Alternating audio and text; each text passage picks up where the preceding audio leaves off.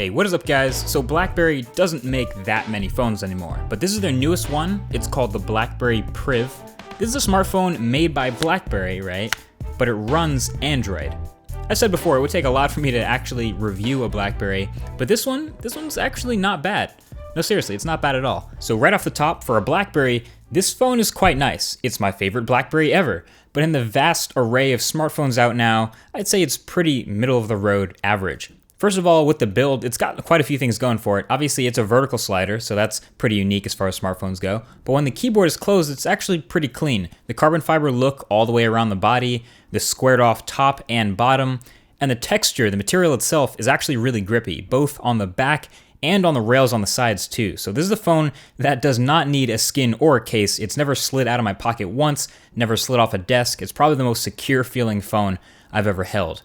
It's got the power button on the left and the trio of buttons on the right, so volume up, volume down, and the toggle for volume control, reminds me of other Blackberries. And there's also a front-facing speaker actually on the bottom too. Now, it's really barely an average speaker. It's pretty weak as far as quality goes, but it's facing the user, so it's still better than anything rear-facing. And then right above that speaker is a lip for you to grab the keyboard, and that's where you can slide it open and close with one hand. And I got used to this motion in a matter of minutes, and then over the course of weeks of using the device, it felt correct pretty quickly. The spring mechanism for opening it is solid, feels durable and confident when the phone is open, and it actually feels more balanced when it's open when the weight is spread out more. It doesn't feel top heavy at all. My only complaint with the build is the thin back cover material. I feel like since it's sealed in phone, you could use whatever material you want, but the back just feels soft and thin and kind of flexes. Now on paper, again, this is the best Blackberry ever. Snapdragon 808 chip, 2 gigabytes of RAM, 32 gigs of internal storage, but that's also expandable inside, a 3,410 milliamp hour battery with wireless charging and quick charging, and a 5.4-inch Quad HD AMOLED display with slightly curved edges on both sides. Now, among the other top smartphones, it's kind of sitting mid to high end, but still refreshing to see this in a Blackberry. So the battery life I got was meh, decent, like B- territory. I was getting barely 3 hours of screen on time, and the screen itself is pretty good. Not the best Quad HD AMOLED display I've seen, which is sort of a weird statement to make now, but it's true. And it's still plenty sharp, but could be brighter and a bit more saturated, but it's a quality panel. And all of this under all the Blackberry logos and hardware, it runs Android 5.1 under the hood. And it's actually pretty close to stock Android. I wouldn't really call it a skin, more of a vanilla Android with a bunch of Blackberry enhancements and added features thrown in, kind of like what Motorola does with their Moto X. And this is kind of where Blackberry goes to town. They added a ton of stuff, mixing in classic older Blackberry features with new stuff in Android. So you can swipe up from the bottom to not just get Google Now, but also Blackberry device search and Blackberry Hub. I found Google Now does a pretty good job of searching the device anyway, but I didn't use Blackberry Hub that much because it's sort of overwhelming. It's a collection of all of your notifications from email and Twitter, etc. Everything shows up there. You can also use icon packs from the Play Store in the custom launcher. It's not Google Launcher, but it's very similar plus this feature. And it also has a feature called pop-up widgets, which lets you swipe up from certain icons on your home screen to just show their widgets. And this is already sort of a feature in some other third-party Android launchers, but hey, it's built in now here, and it's occasionally pretty useful, especially I guess for music and media apps. There's also a redesigned, slightly crazy-looking multitasking tray with like different apps of different sizes. Not sure why, but that's the way it is. And you also now have double tap to wake, but no double tap to sleep. I always say this, I think every phone that has the option to double tap to wake should also let you double tap to sleep. It also sorts your notifications in the tray so you can target certain apps when you have multiple notifications from apps. And over here on the side of your curved display is what's called the productivity tab. You swipe in from the side, kind of like the tab on the Galaxy S6 Edge, and it shows full screen calendar events, contacts, tasks, all sorts of stuff. I kind of wish I could throw in some app shortcuts in there, but that would take a software update. It also throws in this sweet charging indicator and ambient display since it's an AMOLED display and it can do these things without using much battery.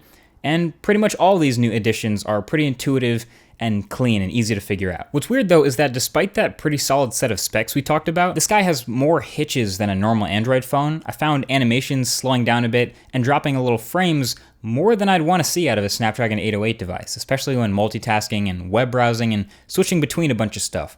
It's funny because gaming and intense stuff was perfectly fine. Graphics held up and it didn't drop any frames. Everything was totally smooth. But for some reason, the quicker, lighter stuff actually took some hits. And it definitely got warm.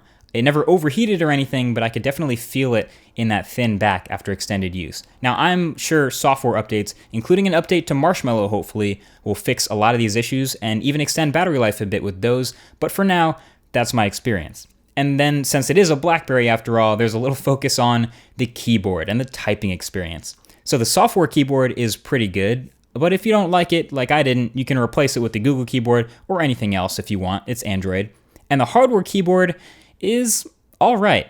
I'm personally not a huge fan, and look, I like hardware keyboards. I started off my smartphone career with the Moto Droid. That thing had an awesome keyboard, but the keys were a lot bigger. This Blackberry Priv is a vertical slider, and all the keys feel tiny and very close together, a little too close for my fingers. But I understand not everyone's hands are huge, so here are some tricks for people who will really use this physical keyboard. So you can swipe left to delete one word at a time. So if you made a typo or something and you just want to delete it, you get the satisfying gesture to get rid of words.